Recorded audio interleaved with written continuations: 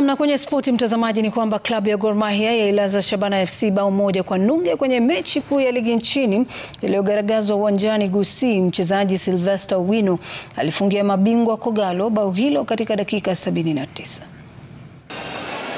Ishara mikono miwili inaletwa ndani huko, kichwa kile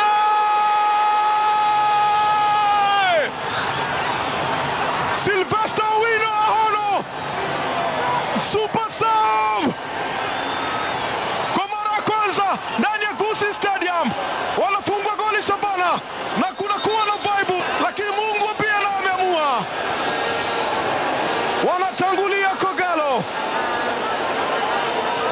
kupitia kwa super sub Brian Mishira Migiro. Anashangaa imeletwa kona uzuri na Jerome. Walimsahau kabisa. Where are the defenders?